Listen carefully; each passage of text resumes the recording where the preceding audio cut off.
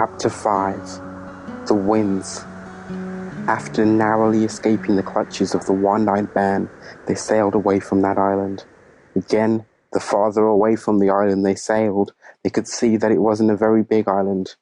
"You know," said Kathy, "when all this started, we were looking at a map of the Mediterranean Sea, right?" "Right," responded Max and Brad. "And do you remember that on that map we saw a picture of a monster with one eye?" she asked. "Yes," they said. "So I think we are somewhere in the Mediterranean Sea," she said. "You're probably right," said Max. "And it seems like there are a lot of tiny little islands," said Kathy. "We might be able to figure out where we are if we look at the map again," said Brad. "Let's get it out and have a look," said Max. There wasn't much wind at the moment, so they were slowly sailing towards yet another small island. They sat down, just like they'd been sitting under the shade back in Ithaca, and looked for the map with the one-eyed monster on it. "There," said Kathy. "See it? There's the one-eyed monster. It's on a very tiny island in the Mediterranean Sea." "Yes," said Max, "and there's another small island just next to it." "I think that's the island we almost lost Brad." Brad grinned. "If you guys had only tasted it, you would have known why I drank so much of it." "You do too much of anything and it's not going to be good for you," said Kathy. "Now you're starting to sound like my mom," joked Brad. They were always teasing each other, almost like brother and sister. Meanwhile, Max was looking closely at the map. "There's one more island near the last one," he said. "Since the wind has died down, maybe the tide will take us over there."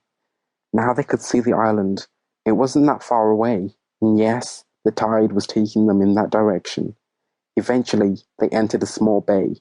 There was a man standing on the beach, waving for them to come towards him. Hey, hey! After they pulled the sailboat up onto the beach, they walked over to him.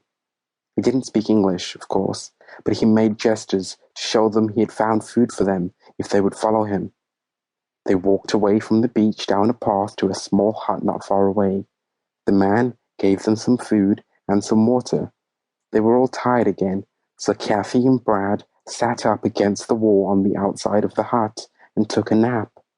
In the meantime, the man was trying to explain something to Max. He kept blowing air out of his mouth, and finally Max figured out it had something to do with the wind. He also gave Max a leather bag, and again, it had something to do with the wind. He motioned towards the beach and the sailboat, so Max woke up Kathy and Brad.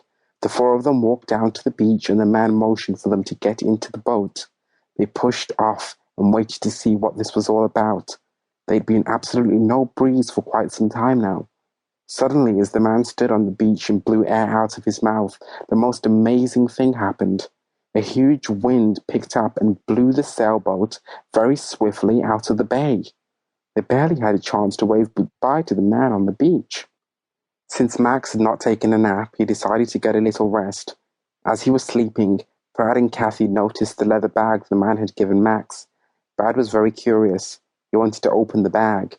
"Don't do that," yelled Kathy, but it was too late. It was a bag of wind that was supposed to help them in the future if there was no wind, but Brad had opened it at the wrong time, and in a few minutes they were back on the same beach. The man was still standing there. They were back where they had started. "Any more bright ideas?" Kathy asked Brad.